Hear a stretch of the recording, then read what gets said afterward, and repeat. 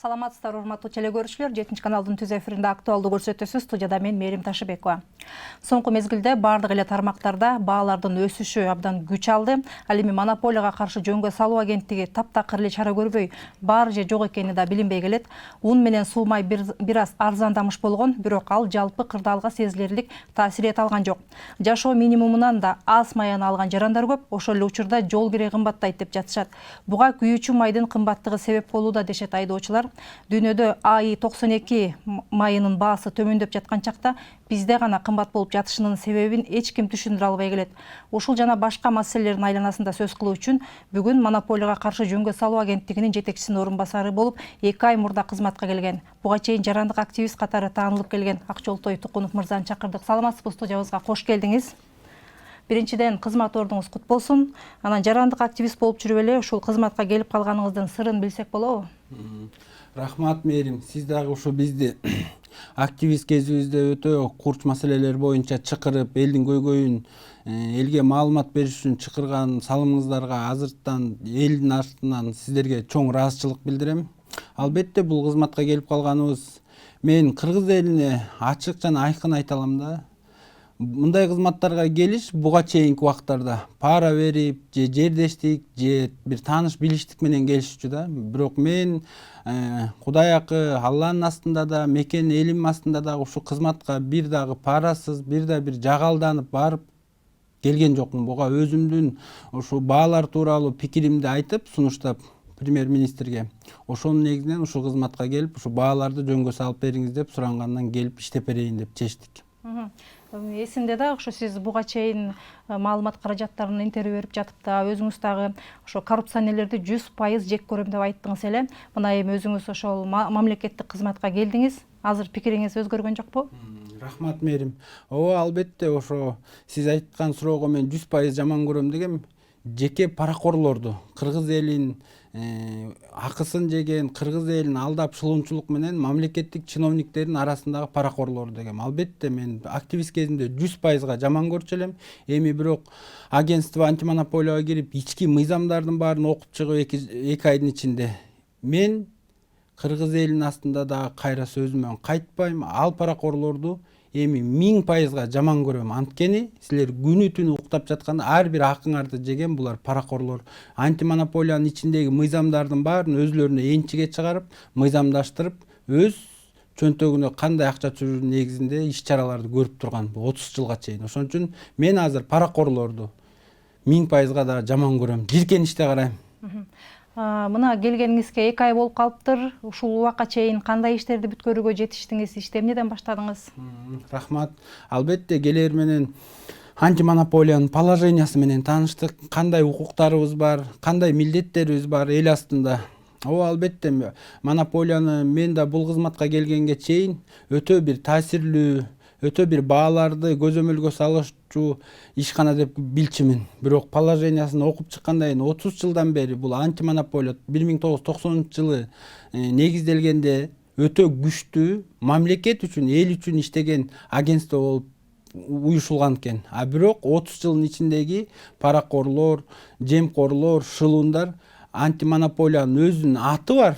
Арыстандай. Бирок жана арыстандын тишин, тырмагын жулуп, майдалап, алсыз кылып салган. Ошон үчүн антимонополиянын азыр күчүндө бир аз эле чөйрө бар. Ошону гана көзөмөлдөй эле албайт. Байкап турат. Мисалы үчүн баалардын өсүшүн байкап турат. Негизги эле антимонополиянын негизги максаты бааларды көзөмөлдөш эмес, негизги максаты кыргыз мамлекетине келген бизнесмендерге тең атаандаштыкты түзүп берүү экен. Мейли ал Американын инвестициясы болсун, мейли ал Өзбекстандын инвестициясы, мейли ал биздин жеке өндүрүш болсун, баардык соодагерлерге, бизнесмендерге тең атаандаштык, жакшы платформа түзүп берүүчү негизги максаты экен антимонополиянын. Мына өлкөдө баалар саясаты башаламан болуп келатканын сиз да айтып атасыз, жалпы коомчулук да айтып атат. Мисалы бир эле товар бир жерде кымбат болсо, бир жерде ошол эле товардын баасы арзан. Мындайча айтканда башаламан саясат жүргүзүлүп келет да.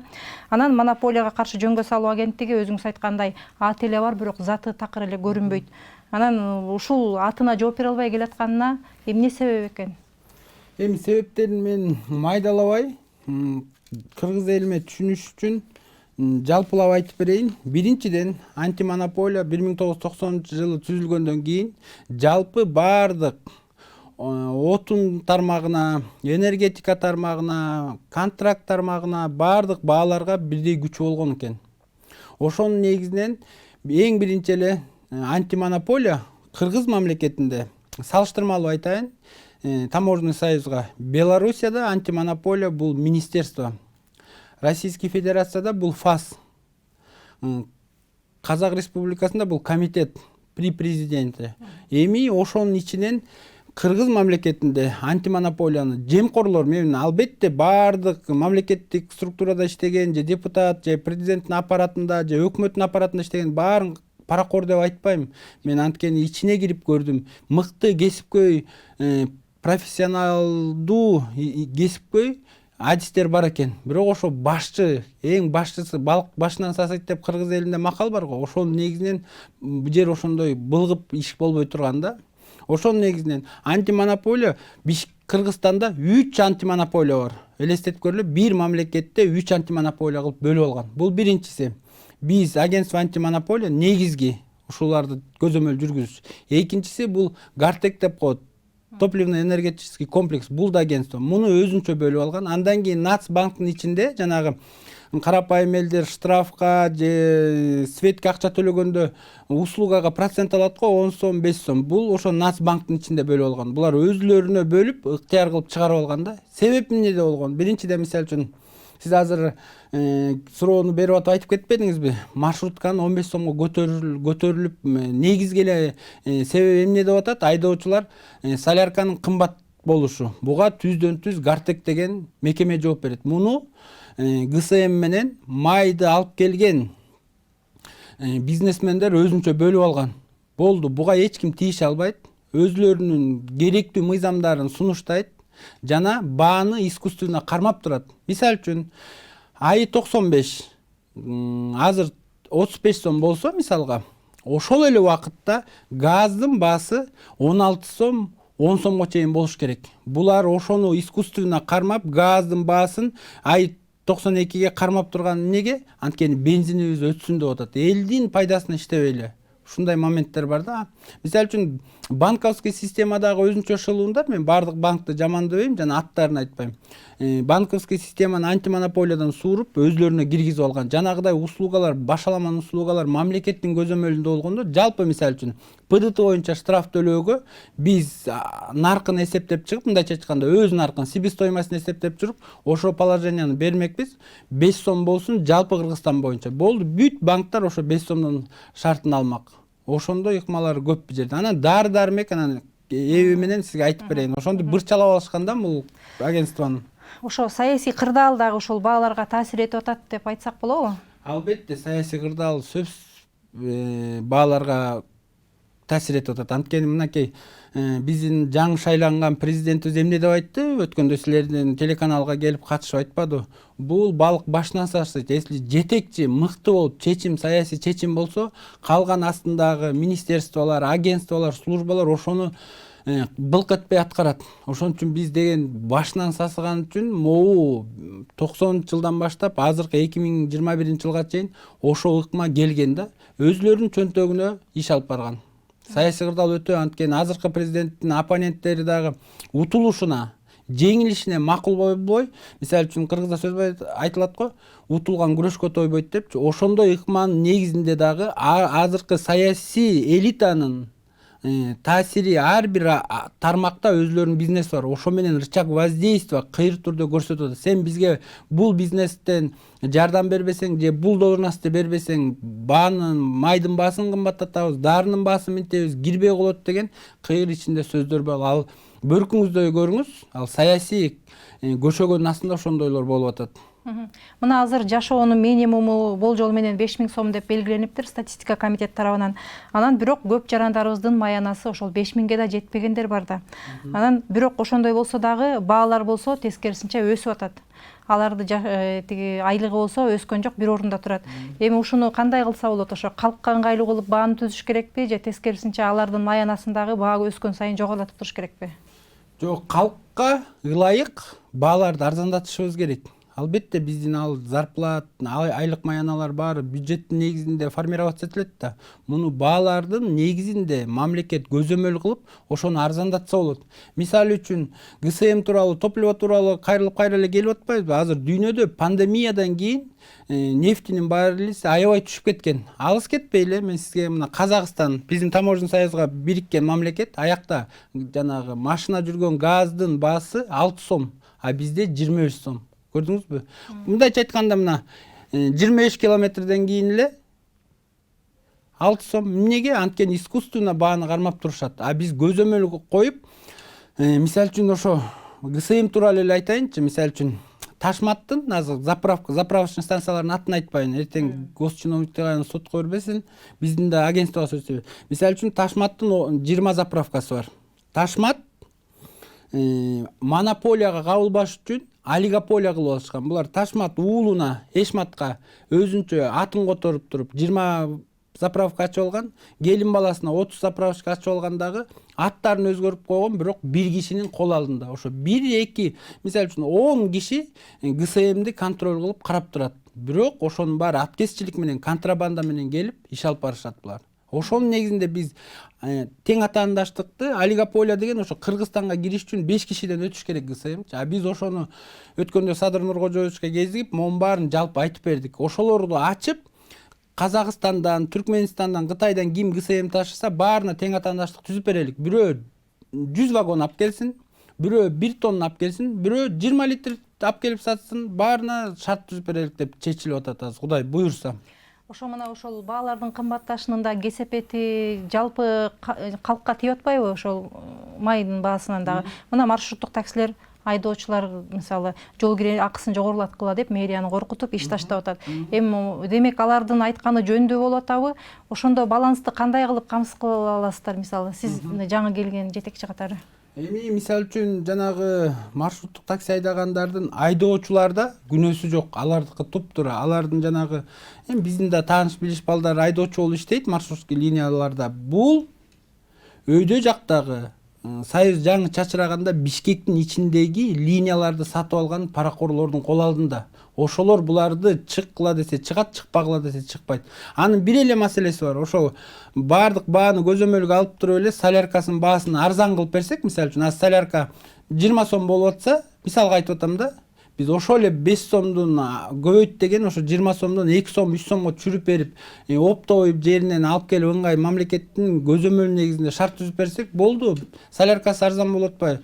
Тияктан мамлекетке кошчу элдин капчыгына тиешелүүсүн биз мамлекет аркылуу жардам берсек болот. Анда демек ошол маршруттук таксилердин айдоочуларын азыр жалпы коомчулук жаман көрүп атат го. Биз элди ойлогон жок. Мисалы мугалимдер, социалдык кызматкерлер, бюджеттин көзүн караган кызматкерлерди ойлобой атат.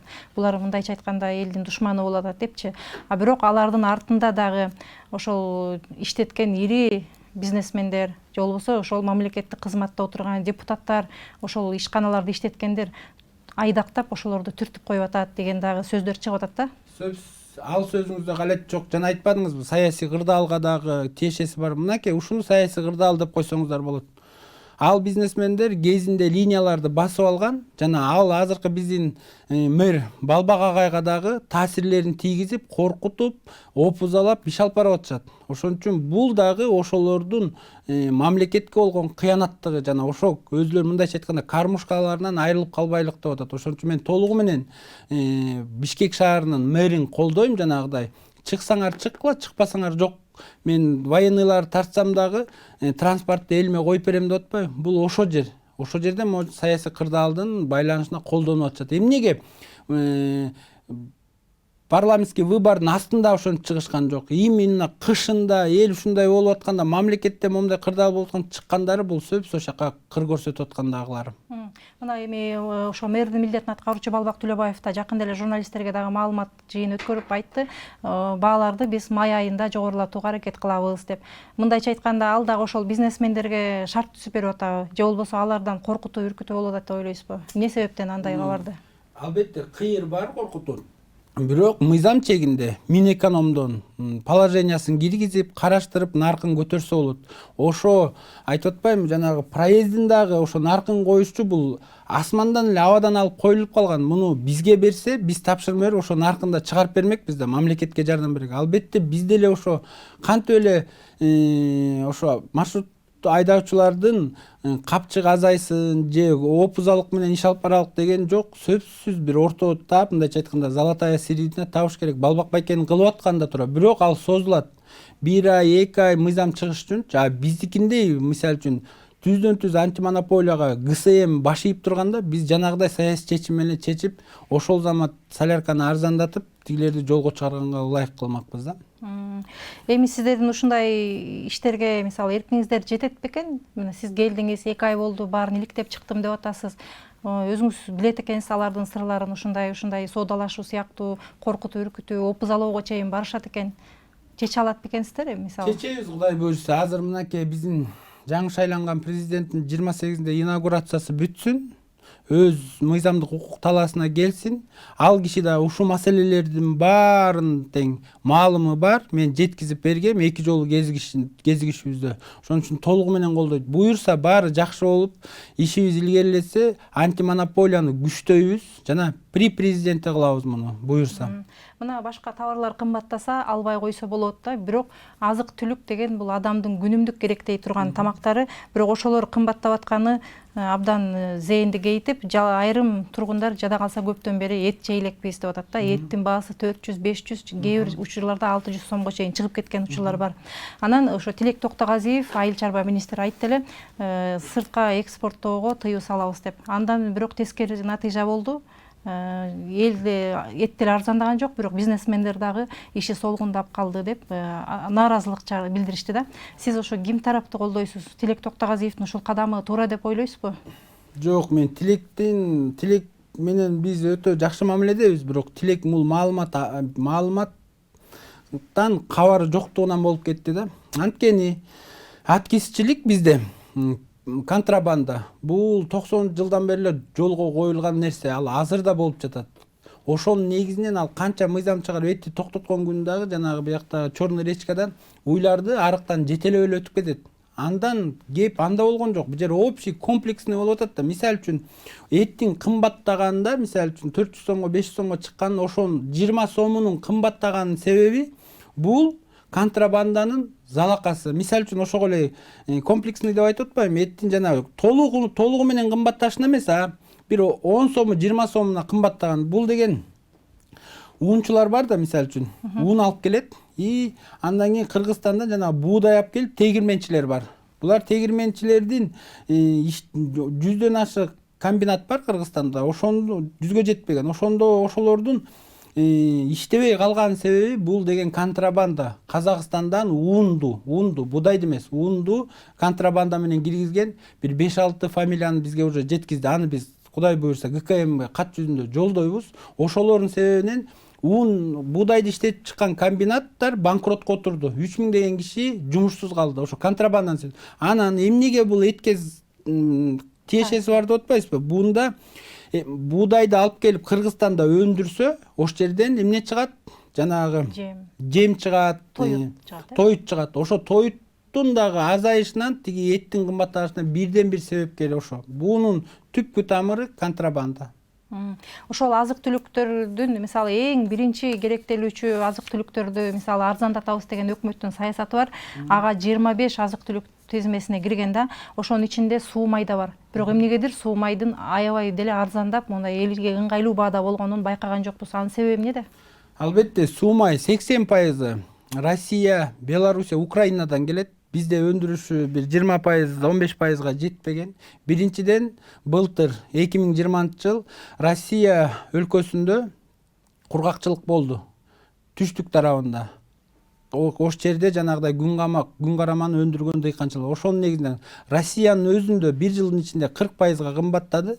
Анан биз Россияга муктаж болгондуктан баанын кымбатташы ошо себеп болду. Ошондуктан мунун себеби жаратылыштын табиятынын негизинен. Анан албетте могу жалпы баанын кымбатташы бул биринчиден ар бир биздин кыргыз мамлекетиндеги даже мамлекет менен ишкана менен договор тузуп чет элге, мисалы үчүн ГРСтеги жанагы паспорттун чыгыштары, праванын чыгыштары, ошонун баары доллар менен еврого байланган. Биз договор түзсөк сом менен түзүшпөйт. Евро же доллар, ошонун өсүшүнүн дагы бир себеби. Экинчи себеби, жалпы дүйнө боюнча илдеттин 2020-жылда чыккандыгынын себеби. Бул экинчи себеби.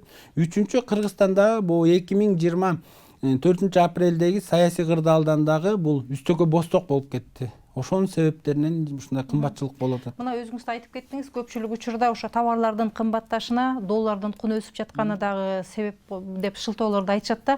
Бирок долларга байланышы жок товарлар деле бар.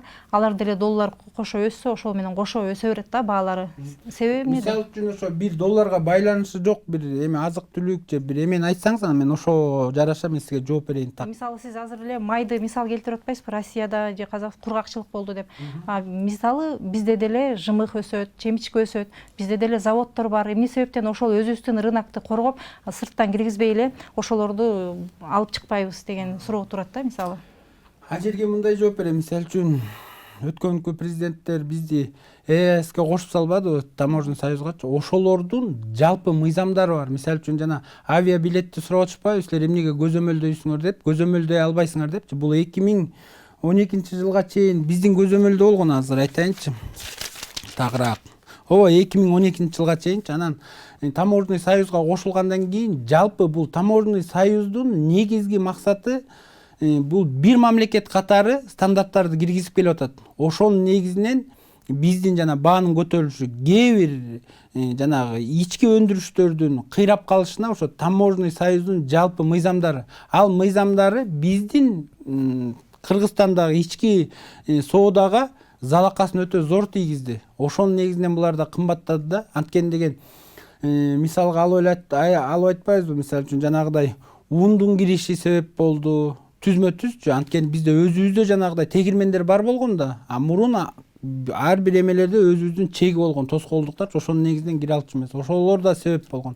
Анан мисалы үчүн жалпы айтканда баары бир алардын тетиктери, мисалы үчүн Мегаком тууралуу айталычы. Мегаком мисалы үчүн бул компанияны да чакыртып сүйлөшүп, эмне жардам берелик деп сүйлөштүк да, ошондо да айтып атат да, биздин жанагыдай аба толкундары сатып алган тетиктердин баары зарубежден келген долларга байланыштуу. Биз дагы тарифти көтөргөнгө муктажбыз дейт. Бирок элдин социальный взрыв болбоо үчүн биз өзүбүзгө минуска иштеп атабыз дейт. Кээ бир ошо мамлекеттик мекемелер дагы мыкты кесипкөй жана мекенчил бизнесмендер ошо бааларды кармап турат. Ошолорго да терең ыраазычылык билдиребиз. Мына ошол эле этти алалык да. Дүйнөдө доллар өсүп атат деп эле эт кошо өсө бергени туура эмес го дейм. Себеби мал өзүбүздөн өсөт, өзүлөрү төлдөйт, биякта даяр тоонун чөбүн жейт дегендей. Анан эмне себептен ошо эттин баасы кескин өсүп атат? Эттин баасы долларга тиешелүү эмес да ал деле. Долларга тиешелүү эмес. Бул деген Өзбекстан, Тажикстан, Казакстан спрос этке бар. Ошон үчүн биздин дыйкандар эми ал атаандаштык деп коет да, азыркы эркин экономика, эркин базар. Ошон үчүн мен мисалы үчүн жанагыдай 100 мал кармасам, малды эң кымбат жака апарып сатам да. Ошон үчүн Өзбекстанда дагы спрос бар, Казакстанда да биздин этке спрос өтө көп. Биздин этти дүйнөдөгү сапат боюнча 5 мамлекеттеги эт өндүрүүчү мамлекеттердин арасына кирет сапат. Ошон үчүн биздин этке спрос болгондуктан ошон үчүн бир эле эң чоң себеби. Анткени чет мамлекет сатып кетет. Жанагы биздин министр Тилек Токтогулов запрет бербеди. Ал контрабанда запрет кылган күнү дагы кылбасаңыз да ошондо өтөт. Ошакты бекемдеп, таможняны бекемдеш керек чегараны. Анда мындай кылсак кандай болот? Ошол болуптур, ошол суроо талап болуп аткан мамлекеттерге кымбат берели, бирок өзүбүздүн жарандарыбызга кичине арзаныраак кылбайлыбы деген суроочу. Мисалы биздин жарандарыбыз Кытайдан каяктагы бир сапатсыз эттерди алып келип алып ошону жегенге аргасыз болуп атышат да. Өзүбүздүн жакшынакай экологиялык жактан таза этибизди жебейчи. Ошол саясатты кандай кылып жүргүзсөк болот? Мамлекеттик деңгээлде логистика деп коет. Орус тилинде айткандачы, логистика жок мамлекетке. Быйыл кыска сандар менен айтайын, быйыл кыргыз элине 1 жылдан чыгыш үчүн 500 тонна эт сарпташыбыз керек. Ошону өзүбүзгө алып калышыбыз керек деш керек дагы. Жалпы 1000 тонна 1 миллион тонна эт чыгарсак 500-ün четке сатабыз деп ошондой ыкма жолдорду коюш керек да. Мисалы үчүн айтып атпайбы, мынакей азыр быйыл деген сумай кымбаттабады. Бүт кыргыз эли эми күн карама тигет. Ошону көзөмөлдөп туручу логистика борборлору ачылыш керек. Эң негизги проблема мынакей ушунда жатат. Өткөндө деле сиз билесиз да, бир жылы чесноктун баасы асманга чыгып кетет, бир жыл чесноктун баасы жерге түшүп кетет да. Ошону дагы көзөмөл кылган. Өтпөй калып тескерисинче дыйкандар зыянга учурайт. Ошон үчүн жалпы мисалы үчүн Минсельхоздон функцияларын билбейм, балким ошо министерство жалпы элге маалымат бериш керек. Өкмөт быйыл Ысык көл 50 килограмм чеснок тиккиле, талас 20 килограмм тиккиле, ошонун негизинде ички рынокты камсыз кылабыз. Андан ашыгы болсо биз мүмкүнчүлүк берип чет таможенный союздарга, мамлекеттерге жеткизип бергенге көмөк болуш керек. Анткени дыйкан билбейт да, дыйканда деген биздин мисалы үчүн мамлекеттин кол алында тургандай функция отделдери жок. Анткени алар деген жалпы эле элдин бүгүнкү маанайына жараша эле тиге берет. Ошолорду токтотуп жалпы информация бериш керек. Мисалы үчүн антимонополияга келгенге чейин мен да айтып атпаймынбы, бул антимонополия укмуш мыкты агентство деп ойлочумун. Бирок акыбетке карай эч ал жок. Ошондо көп жерлерин буякта өзгөртүш керек. Ошон үчүн мыйзамдарга көп өзгөртүп алып келебиз буюрса. Кайсы мыйзамдарды өзгөртөлү деген оюңуз пайда болду сизде азыр? Аз толугу менен мага чейин эле келгенде бу коллективде өзлөрүнүн мыйзамдарын сунуштаптыр. Мен көчө күнү Талант Мамытовго кирип чыгып бүт көрсөттүм мыйзамдарды, антимонополияны бир тармагында бекемдешке. Эми мисалы үчүн жанагы айтып атпаймынбы, мынакей постановление правительства Кыргызской республика под номером 560 дейт. Бул ретро бонус деп коет да, жана жалпы Кыргызстандагы жана мыкты супермаркеттер бар го, аттарын атабай эле коеюн. 5-6 бир супермаркет бар. Буларда да сговор бар. Бир супермаркеттин кожоюну 3-4 супермаркетти эшмат кылып бөлүп алган. Аялына, баласына, бирок аттары башка. Бул мындайча айтканда мамлекетке чыккан сговор. Жана эми ошондой эле ун тууралуу айтайын. Мисалы үчүн мен чоң супермаркеттин кожоюнумун да, сиз унчусуз. Элге түшүндүрүү негизинде айтып атам да, аттарын айтканга болбойт. Кайсы менен, бирок эл баары түшүнүп эле билип турат. Сиз унумду киргизесиз дейсиз мага. Унуңуздун өз наркы 30 сом. Ошондо сиздин кызматкерлериңер, айдоочуңар, унун келиши өз наркы. Ошондон анан сиз 2 сом же 1 сом көрөсүз. Бирок сиз 1 сом көрөсүз да, ошондо сиздин таза прибыль. Мага өткөрүп менин супермаркеттин өткөрүшчү мен сиздерге айтам. Ретро бонус төлөйсүң дейм. Анан макул дейсиз. Айла жок да, бир витрина бериш керек да сизге, ун сатып жакшы өтүш үчүн. Анан сиз макул дейсиз. Бул деген официальный каракчылык деп коет. Тиги сетевой дүкөндөрдүн. Анан ал сиз айтасыз, канча пайыз берейин дейсиз. А мен айтам 30%, 20%. Бирок документке 10 эле пайыз деп коем. Ошондо сиз 30 сомдон мага алып келесиз дагы 10%ды чыгарыш үчүн эмне кыласыз? Ошо 30 сомуңузга мага договорго түзүп атканда 33 сом килограммы деп айтасыз. Көрдүңүзбү? Ошо сатылып бүткөндөн кийин анан жана 100 сомду мен алып калам. Көрдүңөрбү? Бул жалпы Кыргызстандагы чоң магазини бар дүкөндөр, жана супермаркеттер деп атпайбызбы? Ошолордун кыргыз элине кылган кыянаттыгы. Ошону дагы өткөндө Талант Мамытовго кирип көрсөттүк. Мынакей бул жерде ошо мыйзамга жазып койгон. Ушуну эле алдырабыз. Размер вознаграждения не может превышать 10% деп койгон. Көрдүңүзбү? Ушуну толугу менен 0 кылабыз. Буюрса. Ошо буга чейин жада калсам мурунку өкмөттөр деле ушул баа саясатына ушул жалпы жанагы дүкөндөрдүн тармактары болуп атпайбы? Ири супермаркеттер. Ошолор жөнүндө чара көрөбүз деп, бирок чара көрүлбөй келген. Мисалы, мындай текчелер, көздүн деңгээлинде турган текчелер өзүнчө баасы бар экен. Ылдыйра муздаткычта турган текчелердин өзүнчө бир тарифи бар экен. Ошого жараша пайыз алат экен дегенчи. Эми ушуну сиздер жок кылабыз деп турасыздар, Жок кылабыз. Анткени мынакей Орус өлкөсүнүн президенти именно ушул маселе боюнча, ретро бонус боюнча жалпы супермаркеттердин кожоюндарын чакыртып мынтип эле айтты. Ретро бонусту жок кылгыла, жок кылбасаңар анда иштешпейбиз деди. Болду. Иштесеңер иштегиле, иштебесеңер жок. Эл үчүн деди. Ошондой эле саясий чечимге Кудай буйрса биздин жаңы шайланган президент Садыр Нуркожоевичтин эрки жана биздин иш алып баруу астында турган мекеменин эрки жетет деп мен ишенем буйрса. Мына соңку мезгилдерде ошол студенттер да чыгып атат, биздин контрагыбыздын баасын 50%га төмөндөтүп бергиле, себеби биз аныс деле билим алган жокпуз, бизге электр энергиясы коротулган жок, аудиторияларыбыз коротулган жок деп. Бирок алар мугалимдердин маянасын камсыз кылыш үчүн ошол контракттын баасын ошо жогору бойдон калтырууга аргасызбыз деп жооп берип атышат да. Сиз туура деп эсептейсизби ушуларды? Туура эмес. Мисалы үчүн ага дагы мынакей. Бул да өкмөттүн положениясы 300-токтом менен 2016-жылы булар бизге караган антимонополияга ар бир жогорку окуу жайдын контракттарын антимонополия көзөмөлдөп наркын чыгарып берип турган. Булар дагы эми карачы, ушундай сөз акарат келтиргим келбейт да. Анткени эжейлерди, мугалимдерди мен аябай сыйлайм. Ошолордун бизге болгон ошо билим үйрөтүүнүн негизинде биз ушундай эмгектенип, ушундай даражага жетип атабыз. Албетте мен эжейлерге акарат келтирбейм. Жалпы кыргызстандык. Бирок ушу бизнес тармагында жүргөн билим жагына, мисалы, частный мектептер бар, чоң окуу жайдын контракттарын буякта дагы элдин эмес, студенттердин акысын жеген үлкөн бизнесмендер бар, мекемелер чыгарып алып. Ошолор 300-токтом менен антимонополия агентстводан чыгарып алган, өз контракттын баасын өзүбүз коебуз деп. Ошондой эле бир эле мисал. Любой мекемеге баргыла, чоң окуу жайга. Очный окуган контракт 35 000 сом, заочный окуган контракт 35 000 сом. Эмнеге айырма? Очный окуган 10 ай окуйт, ошол жакта жүрөт, мейли. А заочный окуган жылына 2 эле жолу келет. Ушул жерде адилеттүү баа коюлат бекен? Бул дагы өтө чоң. Кудай буйрса, муну дагы премьер-министрге көрсөтөбүз. Өкмөттүн аппаратынын жетекчиси Бакыт Аманбаевга да сунуштап көрсөткөнбүз. Ал киши да мындан биздин сунушубуздан колдоо тапкан. Кудай буйрса, мыйзам негизинде положенияларды өзгөртөбүз буйрса.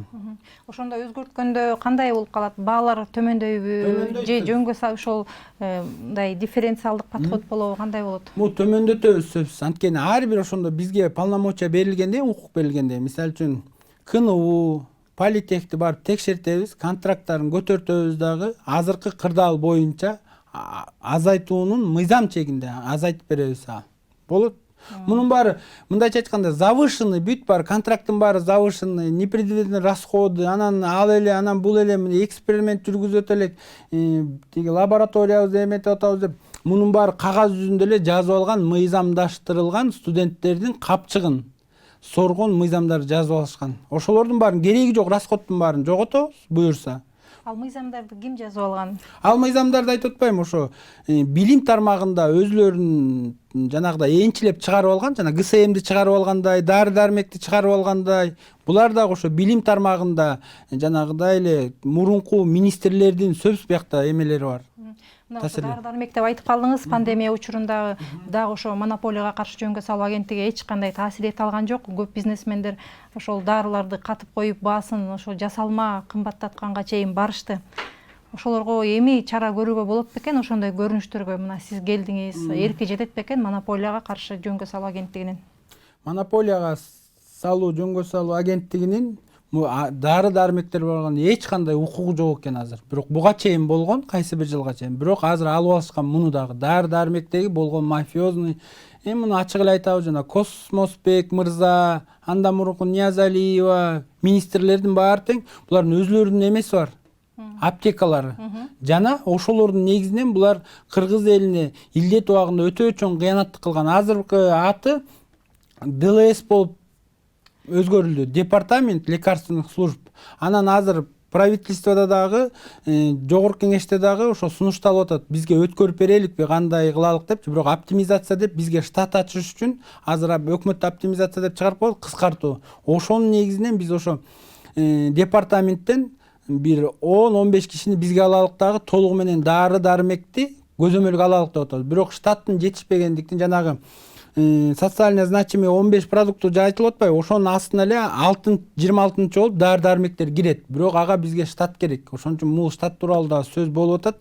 Дары-дармектерди жанагыдай өтө ийри суммаларга көбөйтүп салбады. Булардын баары убага келип, биз мыйзам күчөгөндөн кийин бүт фармацевтика менен айланган шылуундарды сөзсүз жоопко тартып, аныктап изилдеп, тийиштүү силовой структураларга беребиз буюрса. Бирок бул дары-дармек толугу менен мамлекеттик көзөмөлдө болуш керек. Анткени жаман айтпай жакшы жок. Мындай илдеттин дагы кандай болот, эмне болгон убакта Кыргыз мамлекети даяр болуш керек. Ошо сиз айткандай биз активисттик убагыбызда элге ошо илдет убагында антимонополияга өтө көп акыраттарды келтиргенбиз. Эмнеге кыймылдабайт, эмнеге тиги биздин Бишкектеги мэр Балбак агабызга айтып, алардын колунда жок экен, эчтеке функция мындай жок, бирок аты бар. Рычаг жок. Эми кандай рычаг кандай рычаг керек экен? Текшерүү укугуңар болуш керек бекен? Текшерүү укугубуз толугу менен анан дылоону өзүбүзгө каратып алсак, при антимонополич, ошондо толугу менен дарыларга департамент лекарственный службасынын функциясы эмне? Негизги максаты ал ошо дарыларды регистрация кылат, бирок баа кое албайт да алда. Биз ошо баа коюунун негизин өзүбүзгө каратсак, анан ошонун өз наркын чыгарабыз дагы.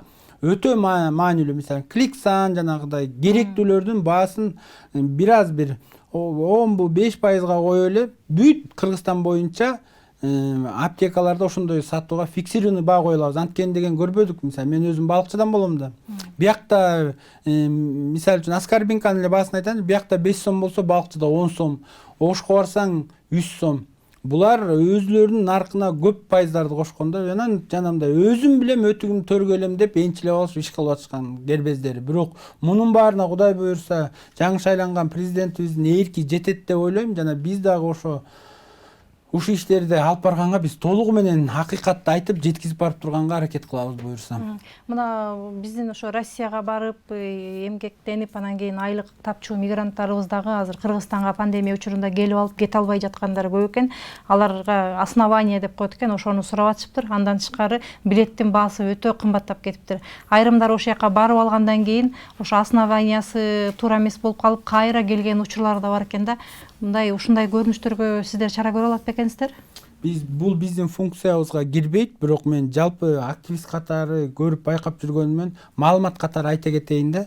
2012-жылга чейин авиабилеттер биздин көзөмөлдө болгон. Бирок анан жана айтып атпаймынбы, Таможенный союз, Евросоюзга кошулгандан кийин булардын жалпы бирдиктүү өзлөрүнүн положениялары бар. Ошонун негизинен көзөмөлгө каралбай калган. Андан кийинки албетте ким четке иштейм деген, мен дагы Астанада мигрант болуп келгем. Ошо так чыгаардын алдында эли менен суранам, так маалымат алып, жет өлчөп, бир кесип, азыр бүт дүйнөдө кризис болуп турат. Бул орус элинде да, казак элинде, Америкада. Бирок ошо албетте мен түшүнүп атам, ошо кызыл кекиртек далай жерге секиртет деп коет. Ошо бала багыштын себебинен, үй бүлөнү караштын себебинен чыгып атат. Ошо мен жалпы Кыргыз элинен суранат элем, ар бир кылган сапарыңыздарда кылдаттык менен дыкат текшерип, сурап, тактап алып анан чыксаңыздар жакшы болот. Ошону эле каалайт элем. Урматтуу телекөрүүчүлөр, сиздер актуалдуу көрсөтүүсүнө көп болуп жатасыздар. Анда биз баа саясаты тууралуу сөз кылып жатабыз. Студиябызда мейманда монополияга каршы жөнгө салуу агенттигинин жетекчисинин орун басары Акчолтой Тукунов мырза менен маектешип атабыз. Сиздер азыр биздин көрсөтүүбүз түз эфирде Facebook баракчасында жана YouTube'да да болуп жатат. Сиздерден дагы кандайдыр бир суроолорду, сунуштарды күтөбүз. Балким сиздер дагы ошо бааларды негизсиз кымбаттатуу боюнча кандайдыр бир фактыга күбө болгон болсоңуз, азыр бизге дагы билдирүү жолдосоңуз болот. Биздин байланыш номерибиз 0706 49 18 98. Бул номерге сиздер билдирүү гана жөнөтө аласыздар. Азыр болсо ошол телекөрүүчүлөрдөн келген дагы бир суроо бар экен. 4726 менен аяктаган абонент суроо бериптир. Ошол сиз айткан сырттан келген товар, продукциялардын сапаты жана мөөнөтү боюнча текшерүү барбы дейт. Ооба, ал бизге карабайт, Минэкономго карайт. Ичинде госстандарт деген бар. Сөпс ошолорду карап текшергенге ошолордун укугу бар. Бизге карабайт. Экинчи суроосу, эмне үчүн бизде сапатсыз жана зыяндуу тамак аш алынып келип жатат? Эгер сиздер жактан көзөмөл жакшы так болсо, бул көрүнүш болмок эмес дейт. Жок, ал да бизге карабайт. Анткени айтып атпаймынбы. Эң эле биринчи урматтуу көрөрман, бул 30 жылдан бери келаткан жанагы чек арадагы контрабанда болду. Ошол эле ошо жерди бекемделсе, анда сапатына дагы жанагыдай кирип аткан ар бир буюмдун, тамак аштын маркировкасын бүт киргизген ошол баш таякта жатат да. Ошон үчүн бул аткезчилик жолу бизде өтө өркүндөтүп алган. Эски 30 жылдан бери келаткандардын баарычы. Ошонун баарын жокко чыгарыш үчүн албетте мен өзүм функцияман чыкпайм, положенияман чыкпайм деп элебиз.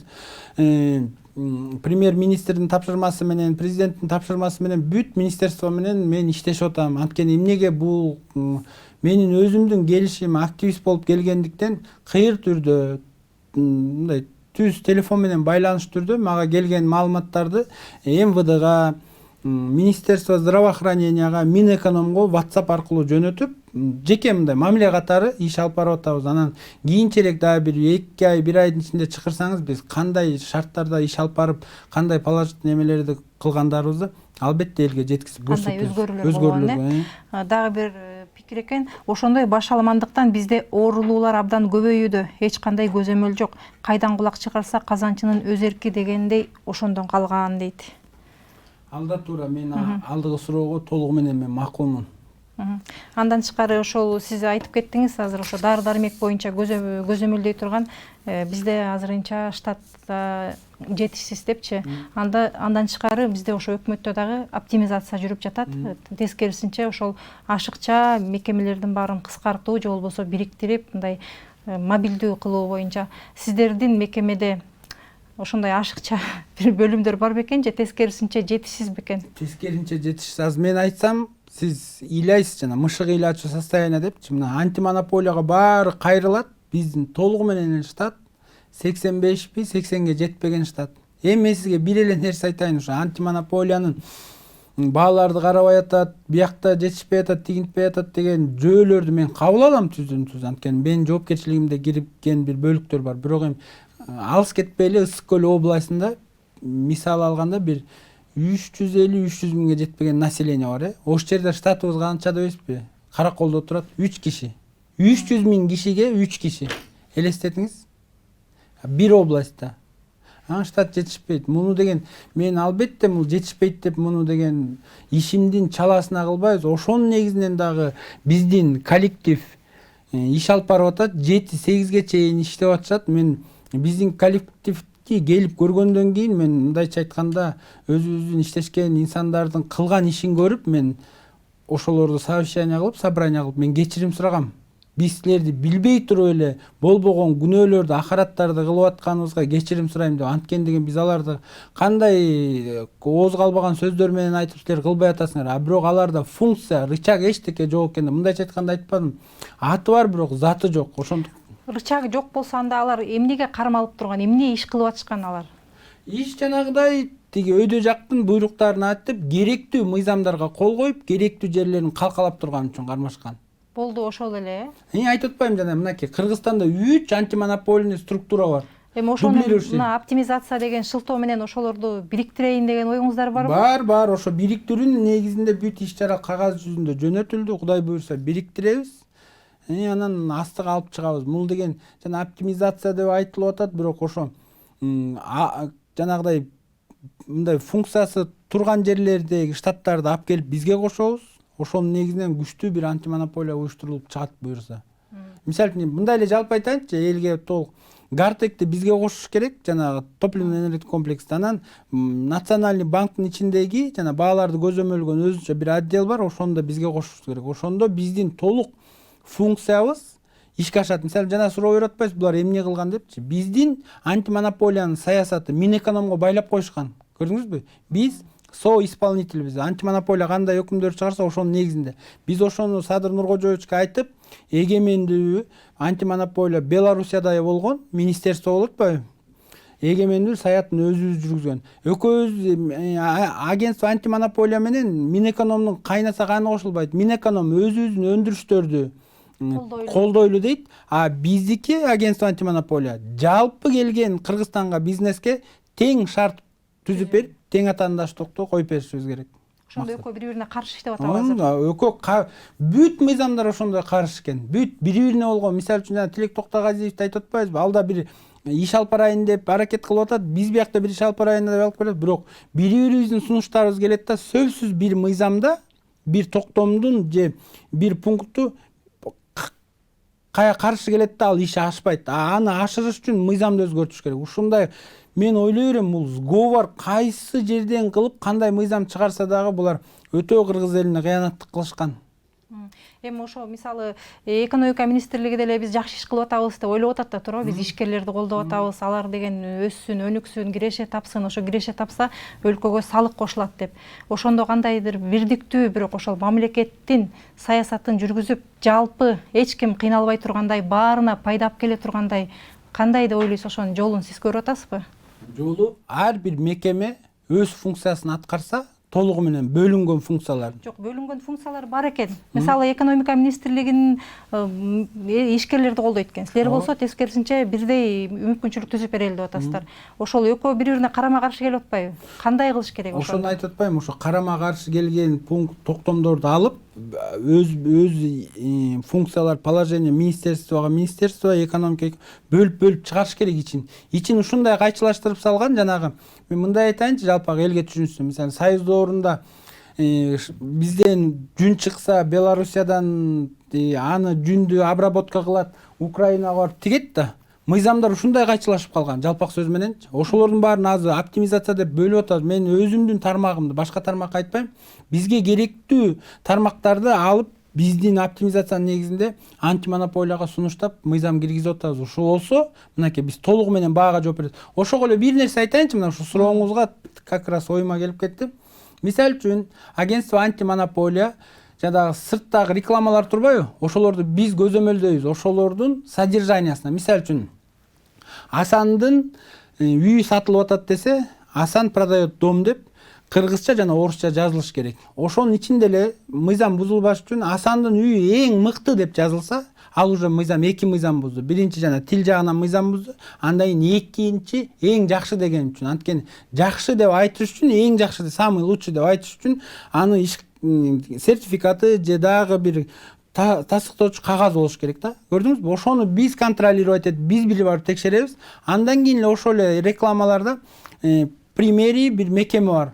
Ошолор рекламанын турушун жана орнотушун ошолор карайт. Көрдүңүзбү? Дублирующий көп мекемелерди ачып салышкан. Эмнеге? Анткени реклама жанагыдай LED экрандарды коюш үчүн чоң акча турат да. Мисалы үчүн мына шайлоодо эле айтылып элде билинип турбайбы, бир баннер илиш үчүн 100 000 сом, 200 000 сом, канча бир асман чапчаган бааларды айтып атпайбы? Ошондо мисалы рекламаны жалпы бизге берсин, турган турпатындагы каякта орнош керек, LED экран кандай болуш керек, ички мазмуну ошондо бир болсо, ошондо биз толугу менен мыйзам жазылганда текшерип бир эметебиз. Азыр биз бир барып текшеребиз, мэрия бир барып текшерет, дагы экотехинспекция барып текшерет. Көрдүңөрбү? Баарына минтип чачыратып салышканда, ошон үчүн бизнесмендердин бизге келип токтой атканда, инвесторлордун да токтой атканда ошондо үстөккө бостогу эле текшерет. Мисалы үчүн экотехинспекция бир текшерет, пожарный бир текшерет, антимонополия бир келип көзөмөлдөп келет, мэрия бир көзөмөлдөйт. Ошонтип анан журналисттер келип анан үстөккө босток кылган, ошон үчүн коркуу сезим ошондон калып калган да. Мен деген сиздерге бул антимонополияга келгенге чейин мен бизнес тарапта болгом. Бизнести колдош керек депчи. Бирок жанагы карышкырдын терисин жамынган койлор бар го. Ошондой эле бизнестин терисин жамынып алган карышкырлар, чиновниктер бизнес өлүп атат, бизнес минтип атат деп бүт мыйзамдарды алсылдатып салган. Анан бизнес өлүп, бизнес өнүкпөй, жалпы атаандаш өнүкпөй. Өзлөрүнүн эле керектүү бизнестер өнүгөт дагы, чоң үлкөн болуп алган. А майда барат, бизде болгон карапайым элдердин бизнеси жүрбөй калган. Ошон үчүн көбүрөөк басымды, мен бул жеке оюм, малый жана средний бизнеске карашыбыз керек. Монополия, олигополиялар бир Кыргызстанга кереги жок.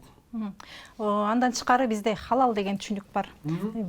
Товарга халал деп жазып койсо, демек ал кымбатыраак болот, бирок ал халалга эч тиешеси жок. Кээ бир учурларда мисалы халал такси деп коюшат экен. Ушундай учурлар бар да. Эми ошол халал деп коюп эле бааны коюш үчүн ага ошол атка жооп бериш керек да. Халал дегенди бир бренд катары колдонбош керек да. Сиз ошого кандай чара көрөт элеңиздер? Мен муну официально жооп берейин же гражданин катары жооп берейин? Эки тарабын тең жооп беребиз. Эми мамлекет тараптан жооп бергенде, мамлекет кандай мыйзам болсо Кыргыз элинде, ошондой халал индустрияны өнүктүрүш керек. Биздин конституция канчалык деңгээлде жол берет.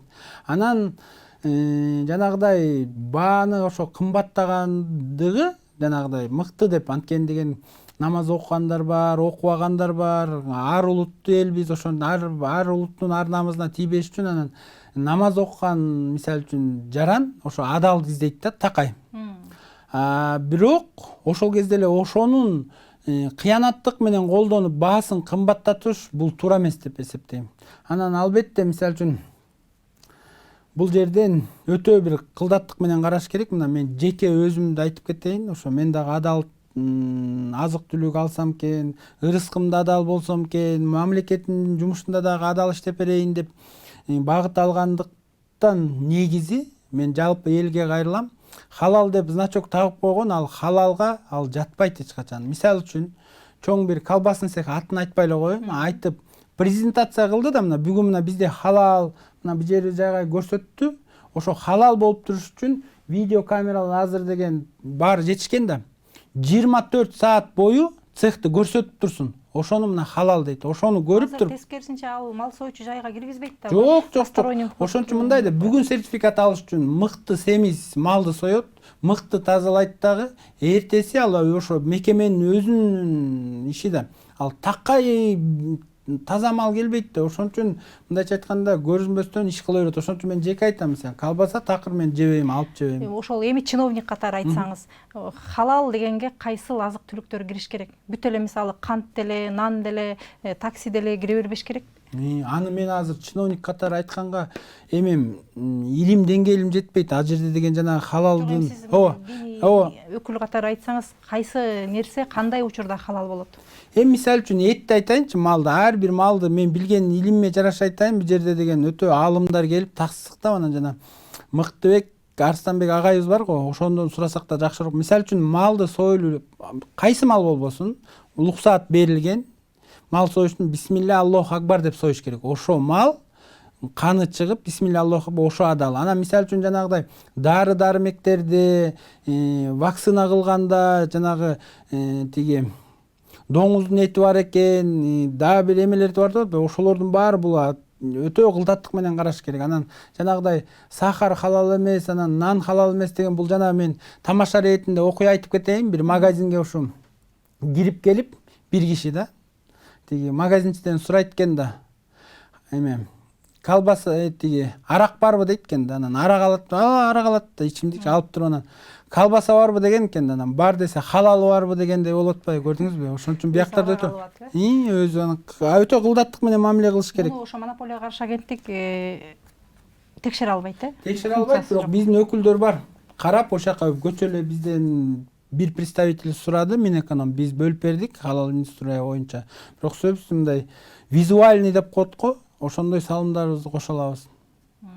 Кээ бирлер бир эле жолу халал деп көргөзүп коюп, андан кийин ошо арам эттерди сатып дагы болуп атат да. Урматтуу телекөрүүчүлөр, биздин да көрсөтүү соңуна чыгып калыптыр. Сиздер актуалдуу көрсөтүүсүнө күбө болдуңуз. Анда биз жалпы эле өлкөдөгү баалар саясатынын эмне себептен башаламан болуп жатканын түпкү себебин билүүгө аракет кылдык. Бул биздин бул тууралуу студия суроолорубузга ошо монополияга каршы жөнгө салуу агенттигинин жетекчисинин орун басары Акжолтой Тукунов мырза келип жооп берди. Сизге терең ыраазычылык билдиребиз. Азыр болсо мен сиздер менен коштошом. Кайрадан эфир аркылуу жолугушканча саламатта туруңуздар.